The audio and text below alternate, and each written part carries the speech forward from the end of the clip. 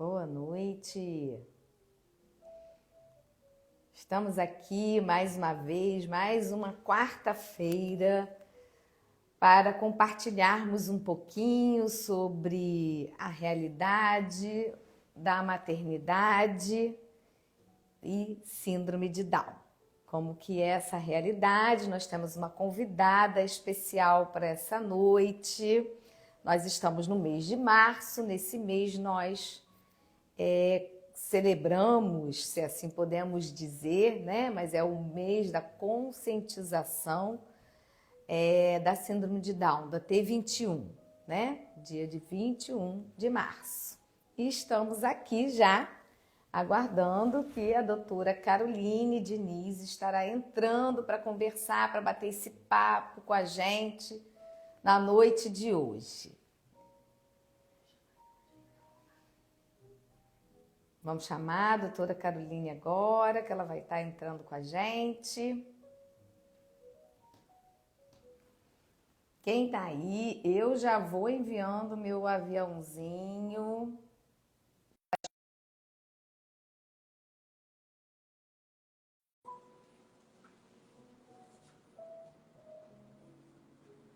Vamos ver. Opa! Boa noite, Virgínia. Oi, boa noite! Tudo Tudo bem, Caroline? bem? Você está me ouvindo bem? Tô sim, tô te Ah, ouvindo super bem. que a chuva vai cair aqui, aí eu tive um pouquinho de interferência aqui da internet. Nossa, pois é, o pessoal falou que já estava aí um vendaval e que viria uma chuva. Pois é, aqui está começando a ventar, né? Então daqui a pouco vai cair. Que prazer, Virgínia, estar falando com você aqui. Bacana. Queria agradecer ao Espaço Céu pelo convite, né? E assim, dizer que eu estou muito feliz de poder falar um pouquinho, contar um pouquinho da minha experiência, dividir com outras famílias, né? Toda a nossa trajetória, que eu tenho certeza que vai ajudar muita gente, né? Ah, com certeza, né? Quando a gente compartilha um pouco do que a gente viveu, a gente contribui, né, para que outros possam também entender um pouco essa caminhada e até fazer algumas elaborações, Com certeza. né? De que se dá aí numa caminhada sendo uma mãe de uma menina, a Bela, né? Sim, Em síndrome de Down, né? A gente diz também T21, poder compartilhar um pouquinho da sua experiência, né? As pessoas estão entrando, os pouquinhos vão entrando, é assim mesmo. E aí a gente vai dando boa noite aí para o pessoal. Eu estou enviando, se você quiser enviar, eu estou enviando aqui para sim. algumas pessoas. Eu vou compartilhar aqui com algumas pessoas. Isso, E assim, que já me disseram que vão assistir, né? Deixa eu enviar aqui. Eu acho assim, quem está assistindo e puder compartilhar essa live, vai ser muito legal, porque tem muitas famílias que estão passando por esse processo, né? Eu faço um trabalho, Virgínia, de acolhimento, né? Que foi chegando naturalmente para mim, que sim. é nada mais é do que conversar um pouquinho com aquelas famílias que recebem a notícia, às vezes vou até no hospital acolher, né? Falar coisas simples que talvez nem um médico especialista possa falar naquele momento. Aham. Então é uma coisa de mãe para mãe que eu faço assim do fundo do meu coração. Então, se alguém, por exemplo, conhecer alguma família que está com um bebezinho ou uma criança, né, com síndrome de Down, encaminha essa live que eu acho que vai ser muito interessante para essas pessoas. Isso aí, bacana. Eu já enviei aqui, ó, enquanto você está falando, já enviei para um monte de gente, né? Às vezes as pessoas não colocam seus alertas aí e Sim. acabam, né, esquecendo do horário, mas já estou aqui. Opa, deixa eu ver, que eu saí. Eu tô aí, né? Deixa eu entrar aqui pelo meu espaço seu. Mas vamos começar a falar assim um pouquinho, né, Caroline? Sim, com certeza. Receber um diagnóstico, né? Sempre a gente sabe de uma condição, não é fácil, Sim. né? Até porque ninguém nunca imagina ficar grávida e receber a notícia, né, de que aquela criança tem um tipo de transtorno, ou tem uma síndrome, algum comprometimento, né? Que vai fugir aí dos padrões, vamos dizer assim, entre aspas, normais, né? Mas que Sim, tem um funcionamento mais dentro do padrão. sim. E aí, como é que foi isso na sua realidade, na sua história, dentro da sua família? Primeira filha, né? Primeira filha, a filha assim muito planejada, muito esperada. Eu posso falar para você que não foi fácil, né? Não é fácil. Primeiro porque o filho, né, sendo o primeiro, o segundo, é uma construção de um sonho, uma elaboração de expectativas. Por mais que nós tentemos não criar expectativas, principalmente nós mães, né? A gente cria expectativa.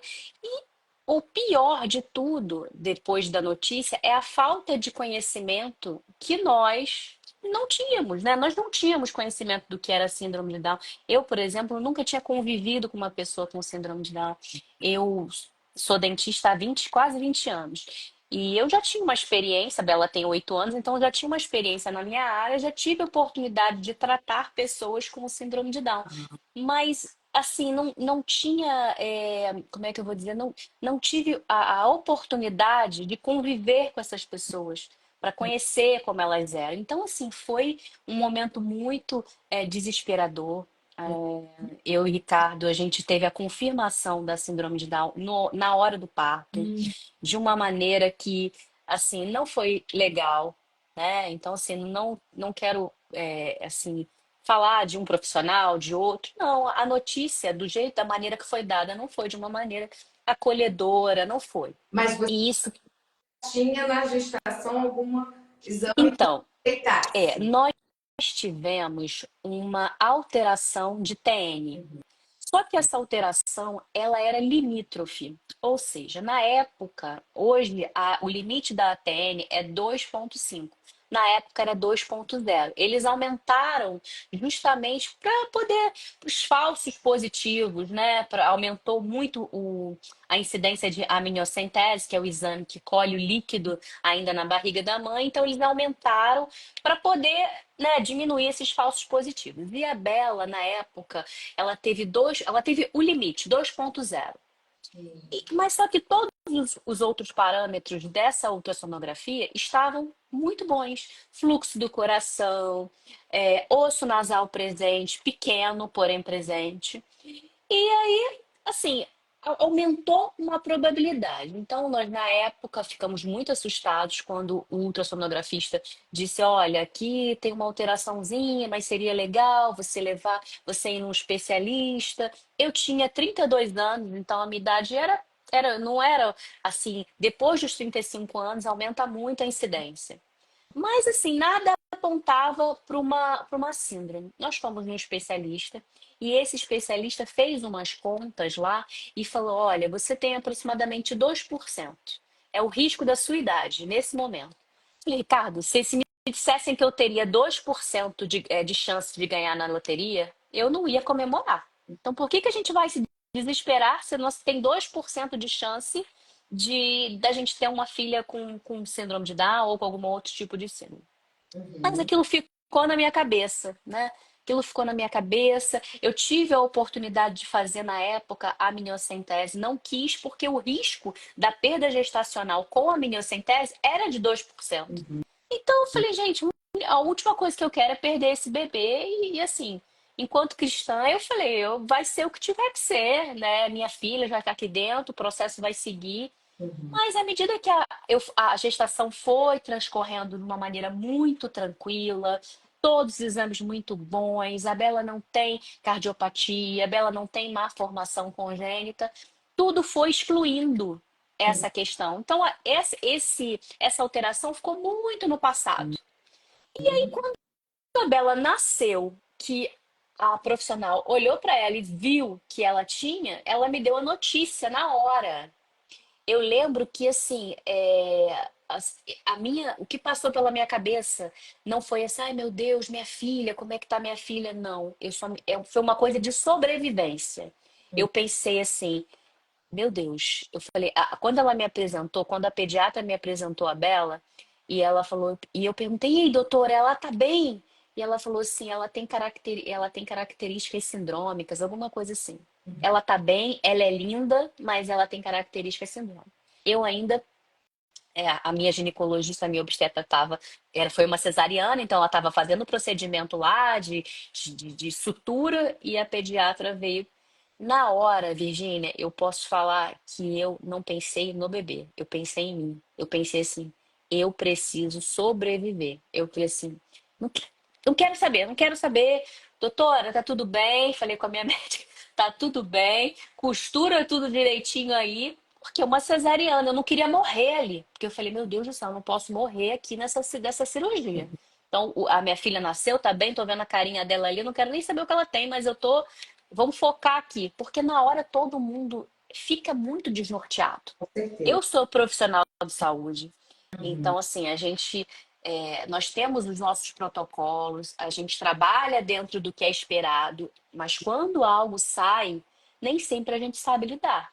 Então, quando acontece alguma coisa fora ali do esperado, e um a cada 800 nascimentos, é fora do esperado para qualquer profissional, tanto para pediatra, para ginecologista, para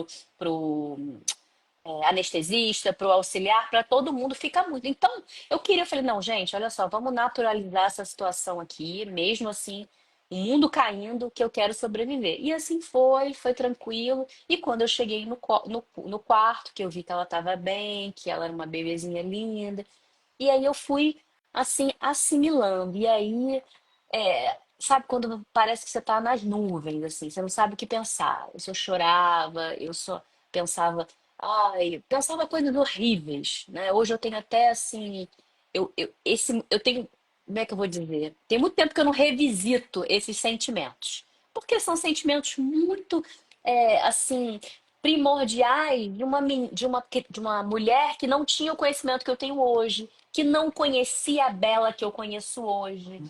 Assim, Sim, porque eu era um digo mundo de insegurança, de né? Um total mundo desconhecimento. de desconhecimento, né? E o que que acontece, Virgínia? Eu não sei se você vai concordar comigo, né? Mas assim, as mães que estão assistindo aqui, e eu posso te dizer isso porque eu tive minha segunda filha e o sentimento é igual. Que acontece? Quando você tem um bebê, você começa a gestar aquele bebê, né? Você ama aquela gravidez, ama aquelas imagens que o médico te mostra, sabe? Você ama o processo. Mas quando o bebê nasce, você precisa criar ali um vínculo com aquele bebê que ele é diário. Então, a minha segunda filha se chama Maria. Quando ela nasceu, foi o mesmíssimo processo que aconteceu com a Bela. Então, como com a Bela, eu fui me apaixonando, eu fui conhecendo, eu fui me animando, eu fui olhando, fui achando lindo. A ocitocina começa, né, a fazer o efeito e a gente vai se apaixonando, a gente vai criando vínculo com aquele filho, Sim, né? apesar de a gente carregar, né, durante o período todo da gestação, efetivamente a gente ainda não conhece aquele bebê, né? Exato, mas ninguém conta isso pra gente, Virgínia. Ninguém conta isso pra gente. E aí, quando você te apresentam uma bebê, que não me apresentaram a Isabela, a minha filha com síndrome de Down, me apresentaram uma síndrome. Uhum. A minha cabeça ficava, meu Deus, ela vai ser mais gorda, não vai casar, ela vai ter dificuldade para falar, ela vai ter isso. Na minha cabeça só trabalhava problemas, não ai, minha filha, ela é uma bebê. O filho em si já é uma incógnita. O típico, né? Enfim. Então, assim, eu sinto muito, como é que eu vou dizer? Hoje não mais, né? Porque eu já superei, mas assim, poxa, que pena. Me apresentaram assim, não me apresentaram uma bebê.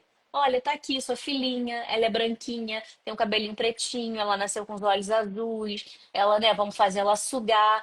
Então, isso eu acho muito importante. Então, assim, se eu tiver algum médico me assistindo e depois, né, se não agora, mas depois, trate esse assunto com mais acolhimento, apresente o bebê, né? Assim, se por acaso nem for uma síndrome de Down, mas algum bebê que nasça com uma má formação na hora, né? Como eu já vi, bebê que às vezes nasce, né, sem um membro, alguma coisa, tem que apresentar o bebê, tem que fazer aquela mãe se conectar com o bebê. A questão vai vir depois, né? Então, assim, foi muito difícil e eu escuto esses relatos diariamente das famílias, não foi só comigo, tem coisas muito piores. Então, a gente tem muito que evoluir aí nesse processo, sabe? De acolher a mãe na hora do nascimento.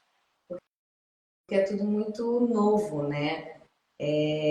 A maternidade em si, ela é uma novidade e cada filho também vai ser uma forma, né? De você lidar, porque cada um é um. Sim, com certeza. Tem quatro filhos, né? Sim, Então eu costumo dizer, meu Deus, se o último, né, tivesse nascido primeiro, eu acho que eu não sei se eu encararia os outros, porque ele foi um bebê mais chorão, que deu mais trabalho, uma série sim, de questões, né? Foi completamente diferente, né, dos outros nessa realidade de sono, da madrugada, né? Então, assim, você tem que se adaptar àquele bebê, sim, né? Porque independente dele ter uma outra condição, ele é um bebê que tem sim. suas particularidades, suas individualidades, né? Como qualquer uma criança que possa vir ao mundo com uma condição diferente, Com né? certeza. E esse processo do puerpério, Até porque, desculpa, mas né? até porque as crianças que têm síndrome de Down, elas não são todas iguais. Elas têm as suas personalidades, as suas formas de lidar, seus temperamentos, né? Sim. Não é todo mundo igual. Não, e cada família vai ter seu desafio com relação à síndrome, né? Eu costumo dizer que não adianta você ficar pensando, olhar uma pessoa com síndrome e ficar, ah, meu filho vai ter isso, meu filho vai passar por isso. Não, né? Nós sabemos, eu convivo com muitas crianças com muitas comorbidades, que precisam fazer vários procedimentos, que já passaram por cirurgias cardíacas, internações. A Bela até hoje nunca precisou passar por internação nenhuma, né? Ela vai fazer uma retirada de vesícula agora no meio do ano, mas uma coisa super planejada. Então, a sua experiência é muito única, também com a síndrome de Ah, Down. E, ah, e assim, eu acho isso uma covardia, porque porque no meu caso, né, eu não consegui ter esse momento, esse puerpério, essa coisa do bebê, depois de um mês que eu fui acalmando os meus pensamentos, as minhas expectativas, né, junto com a minha família, com o meu marido, que eu fui cair em si e falar, não, a Bela, independente se ela tem síndrome, independente, não sei, ela nasceu, eu não sei se ela tem alguma questão de má formação. Eu não sei de nada ainda, porque ela não tinha passado pelos exames. Mas eu só sei de uma coisa: ela é um bebê. O que que eu tenho que focar agora? Em ser mãe de uma recém-nascida. O que que uma mãe de uma recém-nascida faz? Amamenta. E graças a Deus ela mamou. Então ela vai mamar, ela vai dormir, eu vou me adaptar, eu vou namorar, eu vou colar roxinho com roxinho, eu vou dar banho, eu vou aprender a ser mãe de uma recém-nascida. Então, foi isso que eu tentei focar no início, sabe, Gina?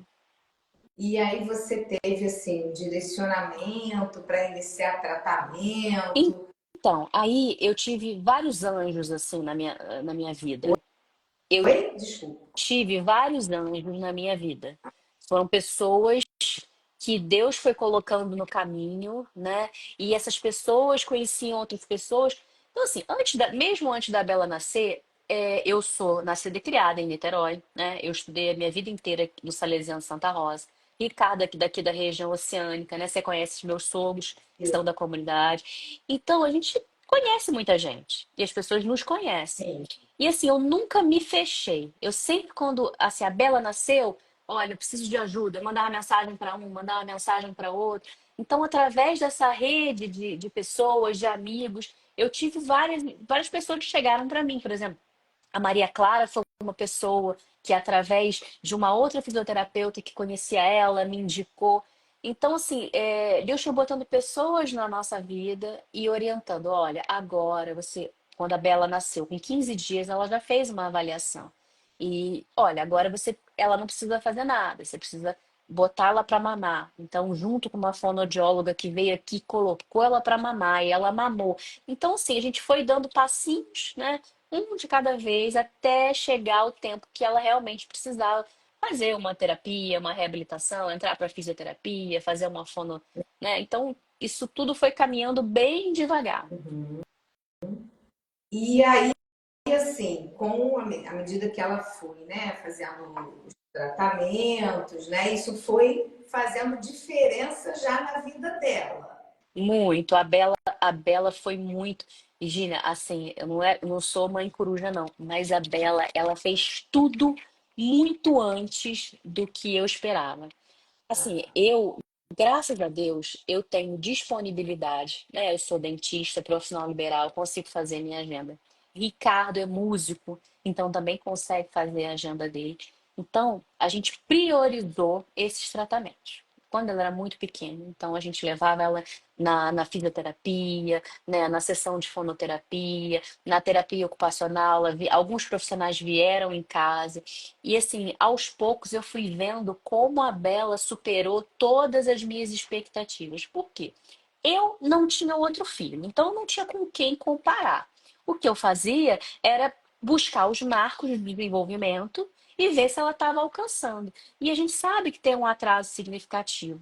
Sim, Mas uma coisa, uma coisa assim que eu foquei, óbvio que depois de um tempo, é que ela vai conseguir, independente do tempo que ela vai levar.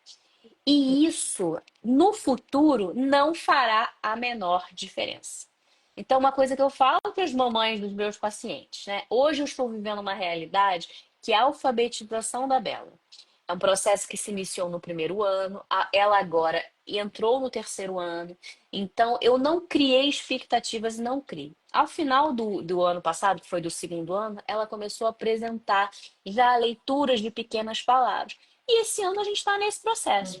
Então, Virginia, daqui a 2, 3 anos, 4 anos, a Bela com certeza vai estar lendo, vai estar escrevendo, não vai fazer diferença. Em quanto tempo ela aprendeu? O que importa é que ela vai aprender, né? Então, a questão do sentar, do andar, que é uma expectativa que a gente tem do filho sentar, do filho andar, do filho engatinhar, do filho falar, a fala é uma expectativa muito grande, porque é um meio que a gente tem de se comunicar com o nosso filho, de se sentir amada, de trocar palavras, são, né, expectativas que a gente tem. E sim, ela sim. chega muito depois, né, na síndrome de Down. Ela chega com um atraso significativo.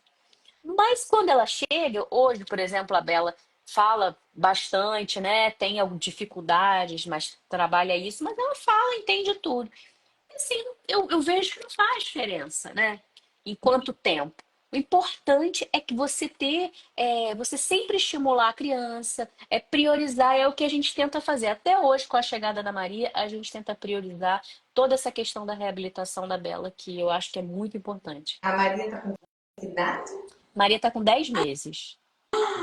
Uau, bebezinha! Que É, bacana!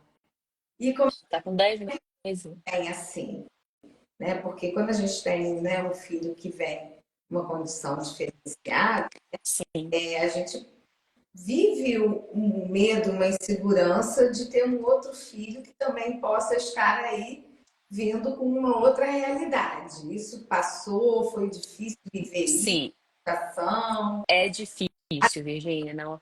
profissionais da área de saúde, né? Quando a gente lida, né, com a pessoa com deficiência, eu vivi isso na pestalose, né, durante muitos anos, quando eu engravidei e tal, das minhas gestações, sempre a gente fica inseguro. E aí, né? Ainda mais o profissional de saúde que lida com isso. Sim, Meu Deus, será que vai vir? Será que não vai vir? Vai ser sim. condições de uma pessoa dita típica? Como que vai ser isso, né? Então, Virginia, assim, no meu caso, a gente demorou muito para ter o segundo filho. Não que a gente não quisesse, mas a gente deu todo o foco para o desenvolvimento da Bela. Não só financeiro, mas de atenção, né? De tudo. E a gente perdeu um pouco esse timing de ter o segundo filho. E com isso, eu já estava me aproximando dos 40 anos. E aí, eu demorei em torno de 2 anos para poder conseguir engravidar.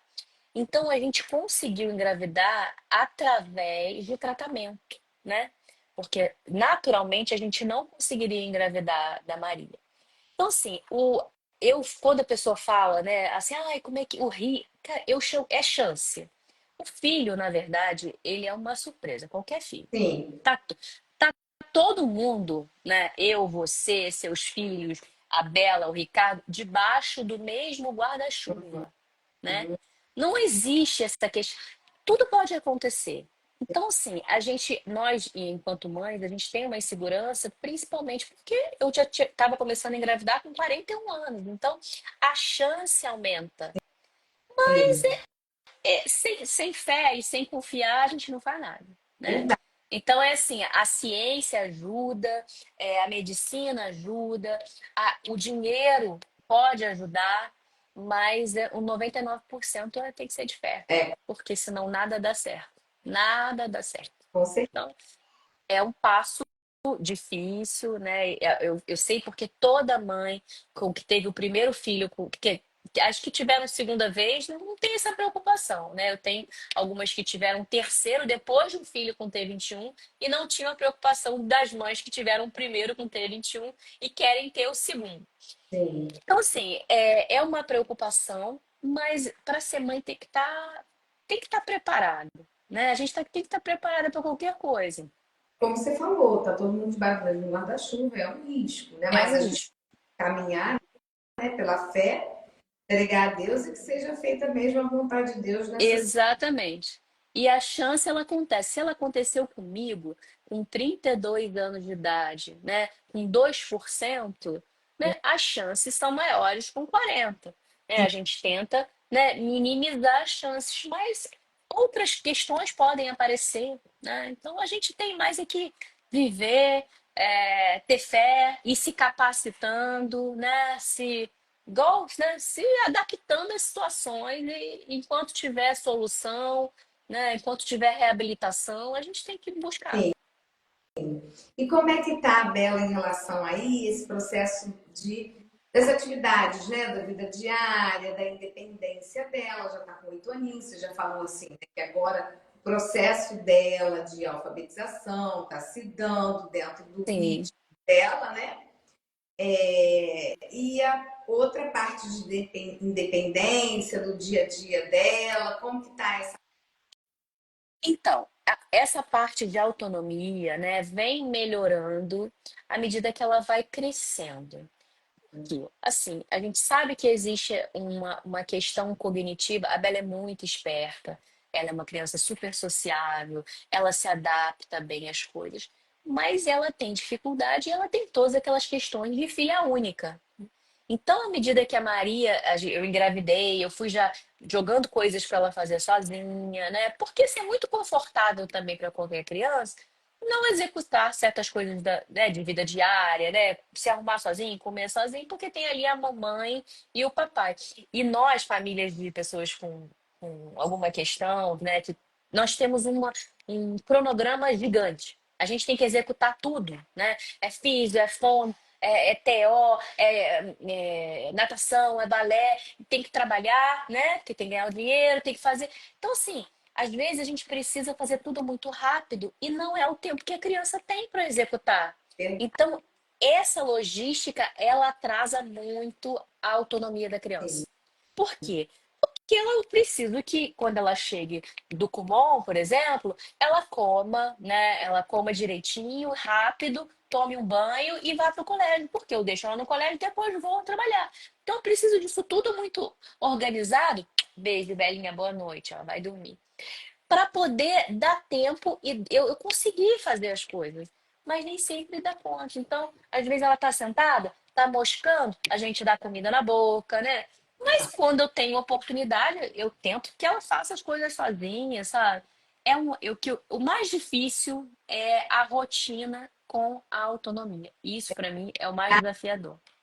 Né? Esse assim, é o calo.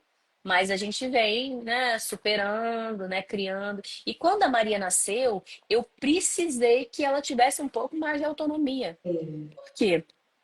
Porque a questão com a Maria era integral. Era mamar, Maria mama muito, né? Era dormir. Enquanto a Maria estava dormindo, eu também tentava dormir. Ou então preparava as coisas da Maria. Ricardo ficou muito focado com a Bela, ainda está muito focado com a Bela, mas também precisa resolver coisas do trabalho dele, coisas da casa. Então, em algumas situações, ela teve que se virar e ela cresceu meio que na necessidade, vem crescendo meio que na necessidade, porque não tem jeito, né?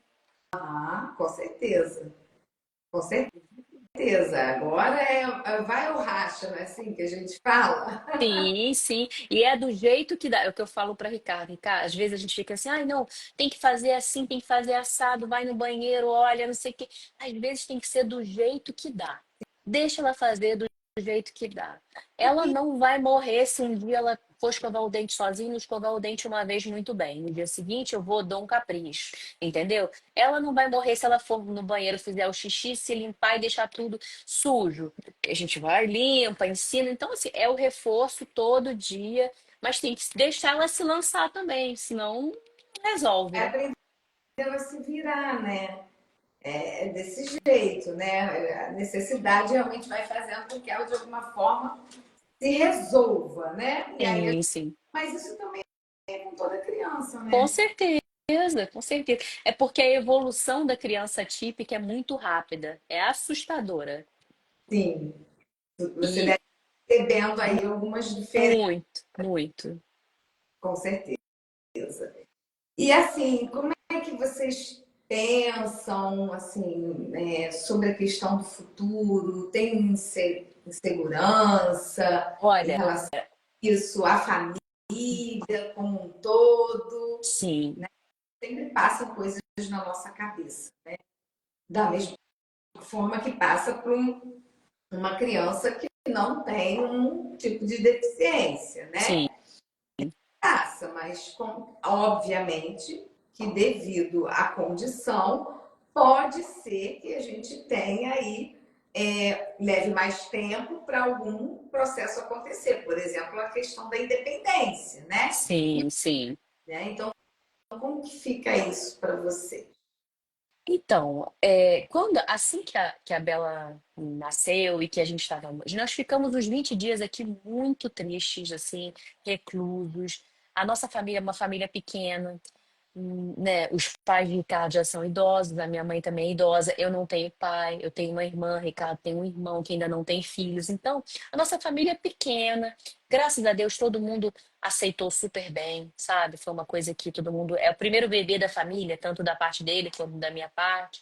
Então, assim, foi tudo certo. Mas é uma coisa que Ricardo falou pra mim que, com certeza não foi ele, né? Foi alguma coisa que ele teve realmente que mudou, que virou a chave da nossa relação e do nosso pensamento em relação à Bela. Ele tá até aqui olhando o que eu tô falando. Eu tava um dia muito triste aqui, e chorando, inchada. Ai, mas como é que vai ser? Ela vai estudar, colégio especial, ela vai casar. Lá, lá, lá. E ele virou pra mim e falou assim: amor, pensa aqui uma coisa. A gente vai ser feliz com a Bela de qualquer jeito. Imagina se nós morássemos, eu, você e Bela, numa ilha deserta e que não tivesse ninguém. Eu, você e ela. A gente vai, a gente caça, a gente pesca, a gente come. Não tem ninguém, não tem interferência de pessoas, né? Não tem ninguém olhando pra Bela se ela vai falar errado, não tem ninguém olhando pra ela se ela é feia, se ela é bonita, se ela é gorda, se ela é magra. Né? A gente, cara, a gente, que diferença vai fazer se ela tem síndrome de Down, se ela não falar, se ela não vai trabalhar? Que diferença vai fazer? Nenhuma. Esse é o pensamento. E assim, e aí eu falei, realmente, Ricardo, é nossa filha, entendeu? Sai da minha barriga, a gente casou, a gente se conheceu muito tarde, a gente casou por amor, então assim, nós vamos ser felizes com ela do jeito que ela é.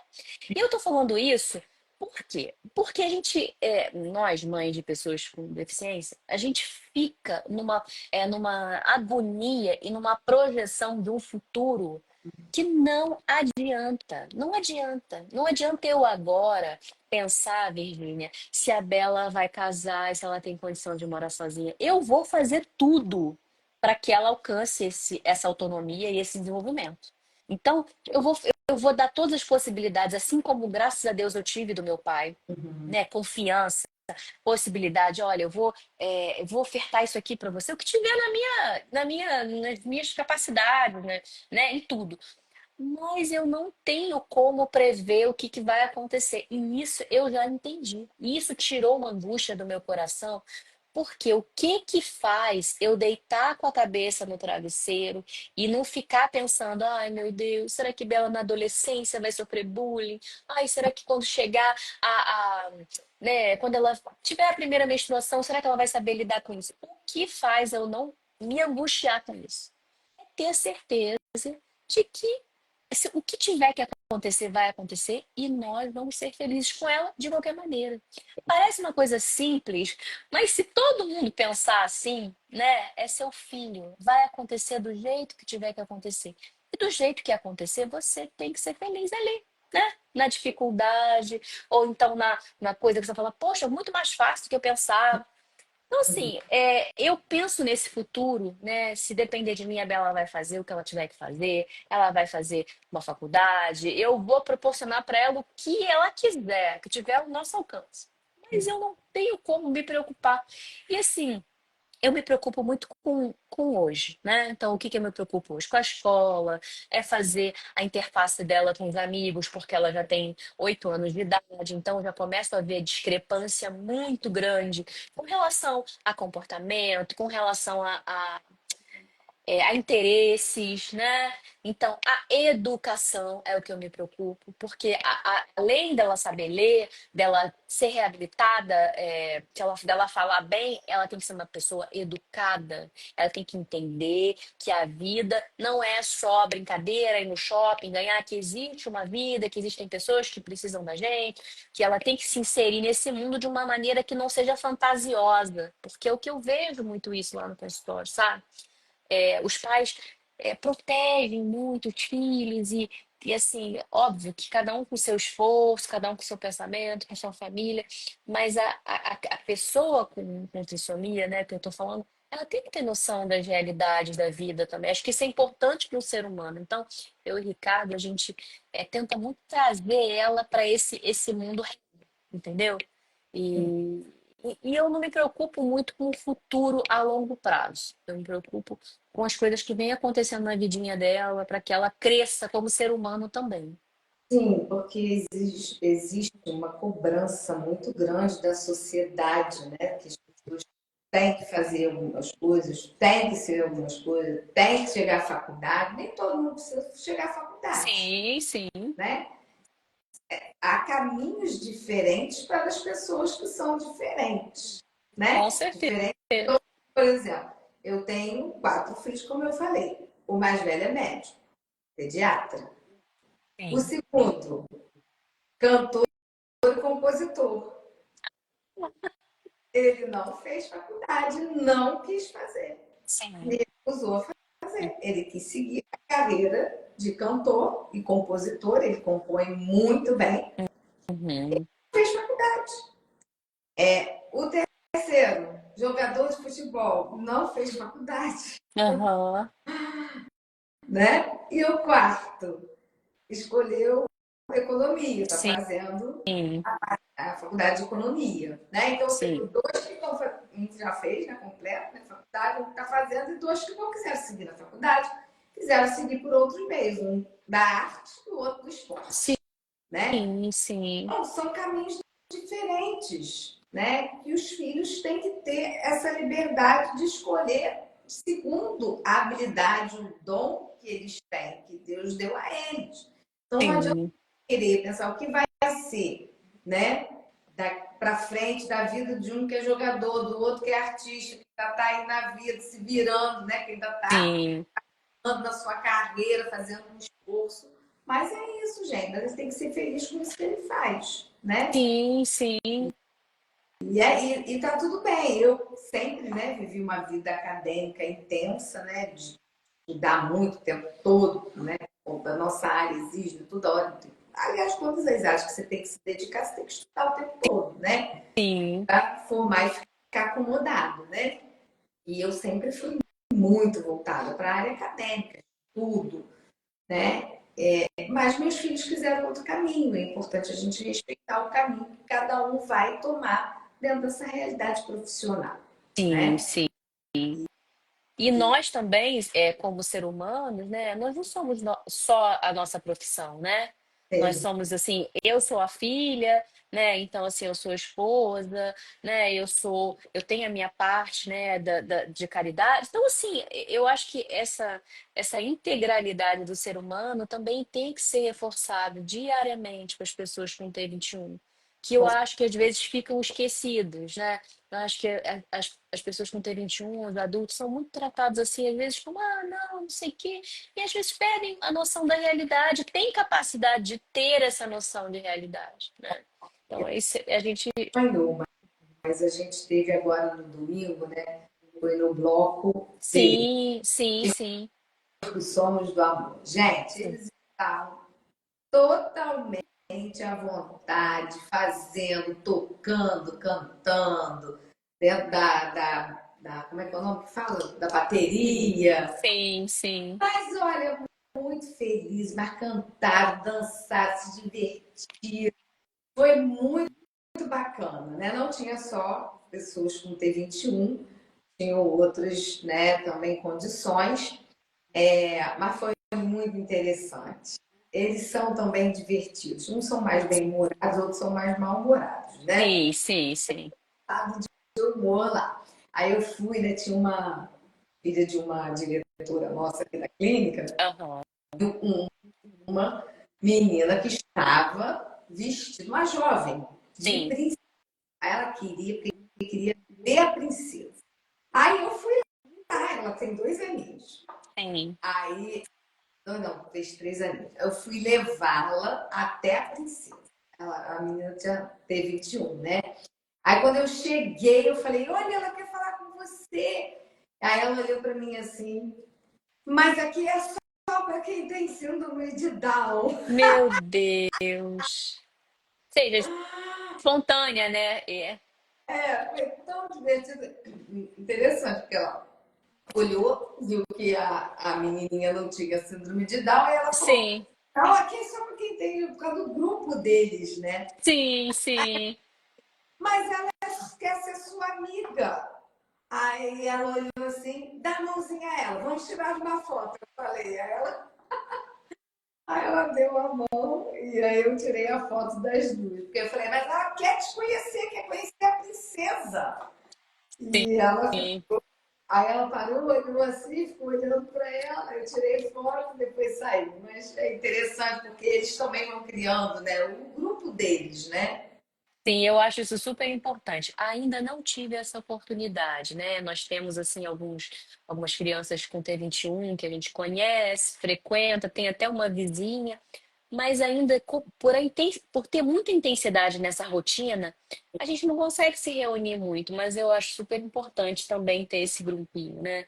Acho que eles meio que falam a mesma língua, e com o passar do tempo, por exemplo, a Bela tá com 8, né? E a turminha dela regula entre 8, 7, 8 anos. Eu vejo nas festinhas como, assim, eles divergem, sabe? A Bela é muito despachada, ela brinca com qualquer criança, né? Brinca com todo mundo, e eles gostam muito dela, mas assim, os interesses já não são os mesmos, sabe?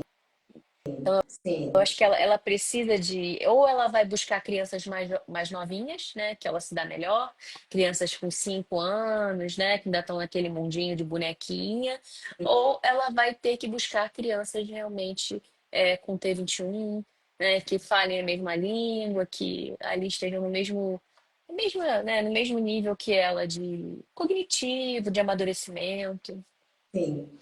É, ela sabe, vocês já conversaram? Então, eu já conversei com ela, mas ela ainda não tem essa maturidade para entender. Então, por exemplo, a Bela, é uma criança muito assim, resolvida no sentido de que ela se acha muito linda, ela, sabe, não tem esse negócio, alguém não quis brincar comigo, alguém não quis, me chamou de feia. Não, ainda tem uma coisa assim, eu sou o ó do bobó, né? E aí, quando ela, por exemplo, ela não tem assim, eu tenho uma dificuldade de executar alguma coisa, às vezes num jogo e tal, que ela tem uma recusa, eu falo, não, filha, isso aqui você vai precisar treinar mais. Olha, você nada muito bem, né? Você é boa nisso, você é boa naquilo, olha como você é esperta nisso. Então, isso aqui você precisa treinar mais, mas você vai conseguir. E ela fala, é. Então, assim, eu tô trabalhando mais nessa questão das coisas que ela não consegue, que ela percebe que ela não consegue, né? E aí, do que na questão da síndrome, né? Na questão da T21 porque ela não tem essa capacidade ainda, sabe? Esse entendimento para poder discutir. Olha, eu até cheguei a falar, mas cagou, sabe? Cagou, tá nem aí. Aham, aham. Eu acho que vai ter um momento, sabe, para poder ir construir. E a psicologia também vai ajudar, né? A psicóloga dela também vai saber aí como permear nesse universo que eu ainda, sinceramente, não me preparei para isso. Aham, sim. É porque mais para frente ela vai, né, perceber, né, mais essas questões, né, da dificuldade de estar talvez inserida ali, não conseguir acompanhar algumas coisas nesse sentido, né? Então Sim. vai amadurecendo também, então vai conseguindo perceber melhor isso e a importância aí da psicologia, dando esse apoio, né, para que ela possa entender que é uma condição e que está tudo bem, né? E eu vejo assim, eu, por exemplo, eu convivo com bebês, né? Desde da estimulação precoce com a placa palatina, a crianças da idade da Bela, de 6 7 anos, e adultos. Você acredita que, assim, eu às vezes percebo em alguns adultos assim, totalmente funcionais, sabe? Com fala clara, cognitivo, que eles mesmos não conseguem muito assimilar essa questão da síndrome, sabe? É uma coisa meio que nublada ainda. Não sei. Eu não sei se é uma defesa, né? Mas, enfim, não é muito claro para o adulto essa questão da síndrome. Mas, enfim, quando chegar essa hora, eu vou me preocupar com isso. Por hora, não faço esse tipo de preocupação, não. E como é que foi para ela receber a irmãzinha? Então, Bela é uma criança muito carinhosa, né? Ela é muito menininha, ela gosta de boneca, de roupinha, ela é muito, sabe, menininha mesmo. E aí, à medida que eu tentava, né, engravidar, eu ia falando com ela, olha, Belinha, o que que você acha de ter uma irmãzinha, um irmãozinho? E ela, ai, é ótimo, não sei o quê. Mas ela nunca focou muito nisso, né? E quando eu engravidei, ela achou legal, mas ela não valorizou muito aquela barriga, não, sabe? Acho que não era muito palpável para ela. Aham. E aí, quando ela conheceu a irmã, assim, foi muito carinhosa. Ela é muito carinhosa com a irmã. Ela procura a irmã de manhã, procura a irmã à noite, porque elas ficam muito tempo separadas por conta da logística da Bela, das terapias, do colégio. Ela fala, meu amor, oh, meu amor, você é a coisa mais fofa, mas eu sinto que ela ainda não consegue, assim dividir as coisas, por exemplo. Não consegue. Não deixa. Porque eu também não ajudo, sabe, Virgínia? Porque eu sou rede economia. Então, tudo que era da Bela passou a ser da Maria. Então, tudo que ela vê que a Maria tá mexendo, ela fala, ué, eu lembro disso. Eu tenho foto disso aqui. Meu, Roupa, brinquedo, tudo. ah, Então, assim, ainda tá muito confuso, sabe? O que é meu, o que não é meu, entendeu? Então a gente vem trabalhando diariamente. Olha, sua irmãzinha, sua amiga, você tem que cuidar dela. Vocês vão brincar muito, ela tá aprendendo. Você, irmã mais velha, que tem que ensinar pra ela. Quando ela começa com essa coisa de, não, isso aqui é meu, isso aqui eu não vou te dar. Eu falo, olha, aniversário dela é agora, em abril, ela vai ganhar presente. Você quer brincar com os brinquedos dela? Ela, sim, então presta pra ela. Então, assim, a gente está trabalhando isso de uma maneira assim mais leve, mas não é fácil, não, tá? É bem difícil. imagina, até porque ela, né, tem 8 anos, então foi muito tempo exclusiva, né? Muito. Ela é a única dos avós, ela é a única dos tios, ela é a única Colocar de tudo. ela, né, toda a atenção, todas as coisas também. Sim.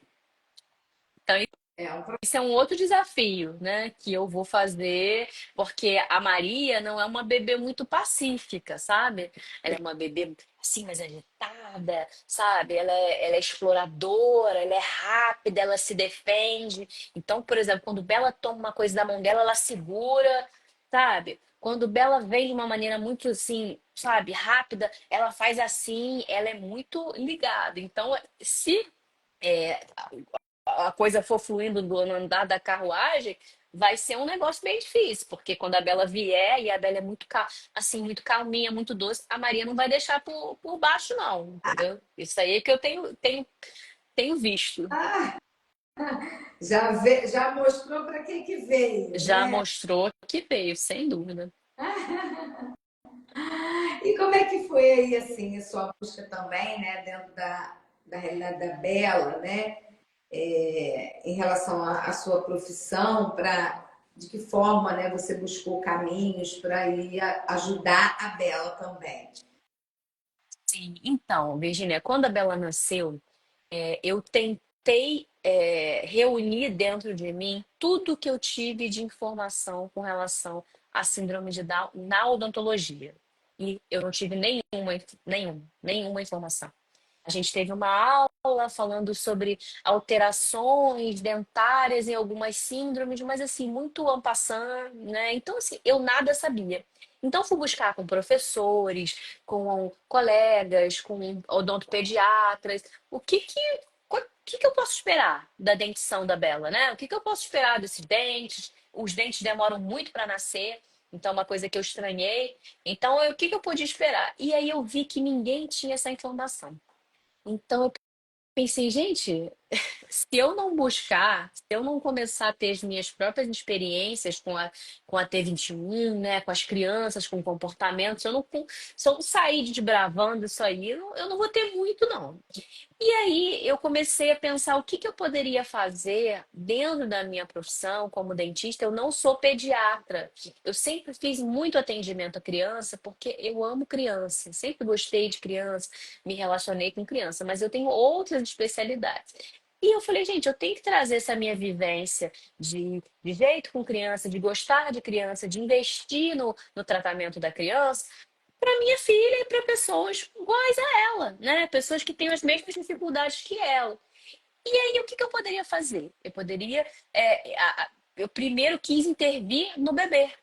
E aí eu fiquei sabendo da placa palatina de memória, que é um dispositivo em acrílico que a gente coloca no palato do bebê. E esse dispositivo, ele tem um botão, né? E esse botão ele vai servir de memória para a língua elevar, né? E quando a língua eleva, a criança tem uma tendência a selar os lábios, respirar pelo nariz e ter um desenvolvimento um Já pouco fez assim, ó, exa exatamente. Então, assim, o que que eu poderia fazer ali? Mas eu não tinha nada, e era 2020, estava todo mundo em casa, no meio da pandemia, e eu falei, gente, eu vou buscar. Então, eu fui buscando conhecimento com dentistas fora do estado, né, com literatura. E o que eu tinha, o mais importante, Virginia, eu tinha, que era matéria-prima. Então, assim, paciente com síndrome de Down, eu sempre tive. Porque as famílias, olha, não sei o que, eu tenho aqui, você tem a mãe da Bela, então. Falei, gente, olha, tô aprendendo essa técnica, né? Cheguei pro pai, alguns pais, né? Os iniciantes, vamos tentar aqui, fiz muita coisa de graça, né? Vamos tentar, vamos fazer, eu acho que pode ajudar e tal. Busquei muita ajuda de algumas fonos que eu conhecia, porque é um trabalho muito em conjunto, né? Eu costumo dizer, Virginia, que a placa é um halter, né? Então, você entra na academia, você pode fazer exercício sem peso, né? Você vai até ter o resultado, mas se você colocar um halter, o seu resultado é potencializado. Então, a placa ela serve muito de halter para a língua, né? Para essa organização dessas estruturas. E a fonoaudiologia, ela tem que ser muito ligada, porque senão o resultado é muito pobre, entendeu? Então, isso é muito importante. Quando eu recebo uma família e que ela me fala da estrutura de reabilitação, tá fazendo fono, tá fazendo filhos aqui. A primeira coisa que eu faço é tentar um contato com aquela fono, saber o que que ela sabe sobre essa técnica e quando ela está aberta, né, para poder aprender, para a gente seguir junto e ajudar aquela criança, porque é uma parceria, não tem como. Só a placa, eu vejo assim. Por isso que eu acho que o meu diferencial como mãe, né, de ter vivência com a introdução alimentar na síndrome de Down, vivência com a amamentação na síndrome de Down, vivência com essa questão dos bicos, né, mamadeira, chupeta, canudo, isso faz muita diferença na minha consulta. Por quê? Porque, assim, a gente tem que todo mundo caminhar para a mesma direção. Quando um dentista, né, coloca, um odontopediatra, coloca uma placa palatina de memória num bebê com síndrome de Down, mas não tem a capacidade de avaliar o entorno, né, que é como essa criança está, se essa criança está mamando no peito, se ela está mamando na madeira, se ela está fazendo bico, se ela não tem essa capacidade de repente, conversar com um terapeuta ocupacional para que esse terapeuta também ajude, né, que essa criança consiga se organizar com a placa, conversar com uma fono, né? Falar para filho, olha, filho, você pode usar a placa durante sua terapia porque vai ajudar, porque quando a criança fecha a boca, ela respira melhor, executa melhor o exercício. Então, assim, se o dentista não tem essa pluralidade para lidar com esses profissionais, ele tem um resultado bem diminuído. Né? E aí eu fui começando a testar, a fazer e vi que realmente dava certo e também vi os pontos fracos da técnica, né? Porque não é toda a família que está estruturada, com os bons profissionais. Muitas crianças ainda se utilizam do SUS, né? Enfim, das APAs, das FRs e tal. Então, o tempo de tratamento é curto, né? Para certas questões. Então, isso também dificulta. E aí, com isso também, eu vi que tem demanda para esse tratamento, né? Mas precisa ter interesse do profissional. E aí, de 2022, eu montei um curso que eu chamo de mentoria. Então, uma vez por mês, eu chamo alguns dentistas, na verdade, os dentistas que têm interesse em aprender a técnica, vão no meu consultório, eu atendo pacientes do SUS, né? Essa minha mentoria, ela tá parada por conta da Maria, porque eu tive a Maria e aí eu não poderia ficar o dia inteiro no consultório porque eu amamento muito ainda, mas ela, se Deus quiser, esse ano ainda vai retomar. Então, o dentista tem a oportunidade de atender um paciente com síndrome de Down, de fazer o passo a passo da placa, desde diagnóstico, moldagem, instalação da placa e acompanhar. E assim, foi muito legal, tem sido muito legal e eu quero retomar isso e, se Deus quiser, também passar isso para o online, né? Porque eu tive esse ano, não, ano passado, final do ano, eu consegui ter duas alunas de fora do país. Eu vou até fazer uma live com ela na quarta-feira que vem. A doutora Ana, ela é pioneira na Costa Rica em placa palatina de memória. E ela foi minha aluna do ano passado. Então, assim, ela tá apaixonada, porque, ô Virginia, assim, uma coisa eu posso te falar, nós estamos muito à frente com a reabilitação dos nossos pacientes com T21. O que você tem aí, esse universo que você tem aí, não só para T21 e para TEA, não existe, é muito difícil. Eu estou falando isso porque eu tenho pacientes que moram nos Estados Unidos, em Miami. Eu Essa minha paciente, que é da Costa Rica, não tem fono lá. A fono lá, ela só está ligada à fala. Ela não está ligada a essa questão da NO, né? Do que vocês fazem muito bem desde o de bebezinho. É uma coisa que a gente não sabe. A gente tem complexo de vira-lata, falar que nosso país tem isso, tem aquilo outro. Mas nessa questão aí da inclusão, da reabilitação, a gente está anos-luz. concordo, porque eu vejo isso também, entendeu, Carolina? Sim. Essa semana eu estava até falando com a liderança toda aqui da empresa, né, da clínica, e falando que eu fiz, no fim de semana eu comecei a fazer uma pesquisa, né, para ver outras clínicas e observar fora do país também, né, em outros estados e fora do país. E eu não vi a realidade que nós temos aqui, Não. sabe? Falei, meu Deus, não existe, né? O trabalho é muito ainda precário. É impressionante, tá? Sim. Impressionante. Né? Até para a gente valorizar o que a gente tem, né? De trabalho e que realmente é um trabalho de qualidade. Olha, você trazendo essa dimensão, Sim. né? Para ajudar nesse posicionamento da língua e fechar os lábios, né, para ter uma respiração melhor e fazer também uma oxigenação cerebral mais adequada, enfim, isso vai influenciar uma série de habilidades, né, da criança, de desenvolvimento, né? Então, assim, isso é muito bacana, né, você falar sobre isso, porque eu também percebo, compartilho desse mesmo sentimento de que nós estamos realmente à frente em muitas coisas. Sim, eu acho que o mundo tem muito que aprender com o Brasil relacionado à pessoa com deficiência. E principalmente de ter uma visão que não é uma visão só curativa, sabe, Virginia? Não é uma visão de você, não sei, tentar reabilitar uma pessoa que perdeu alguma habilidade. É uma visão de prevenção, de estimulação, de acreditar. E isso eu acho que é muito mais profundo, porque é você acreditar que aquele trabalho que você está fazendo, né, vai funcionar para aquele paciente. Eu acho que muitos profissionais em vários países não têm essa noção. Eu tive essa sensibilidade com essa minha aluna da Costa Rica e também já sabia, porque eu tenho uma aluna, eu tenho uma paciente de Miami e a gente troca muito, a mãe dela é muito envolvida em projetos lá de T21. Inclusive, eu tive em contato com dentistas de Miami, brasileiros, e ele falou, olha, aqui é assim, assim, assado, mas eu não faço isso, não faço aquilo, eu faço isso. Então, tipo assim, a gente está muito à frente, mas muito mesmo. E eu tive também recentemente uma aluna do Peru, e essa, assim, odontopediatra maravilhosa, ela faz todos os cursos dela aqui no Brasil. Ela viaja para fazer curso aqui no Brasil, porque ela fala, Carol, eu falei, por que que você não vai nos Estados Unidos? Ela tem condição de ir. Porque você não tem ideia. Os profissionais aqui são muito melhores, muito melhores. Então, graças a Deus, a gente está num caminho aí bacana. A gente não imagina, realmente. Não imagina, né? A gente também recebeu contato de paciente do Canadá e, ó, fiquei assustada com a realidade de lá. Fiquei Sim, bem assustada. Enfim, mas que bom, sim, né? Que nós estamos sim, caminhando bem no trabalho de reabilitação das crianças, de reabilitação, né, de desenvolvimento de autonomia, de independência, né, ganho das habilidades para que cada vez mais a gente consiga incluir a pessoa com deficiência na sociedade, sim, né? Esse é o nosso trabalho, trazer qualidade de vida para eles, qualidade de vida para as famílias, né? E incluí-los na sociedade, porque esse é o nosso maior objetivo, com né? certeza, com certeza.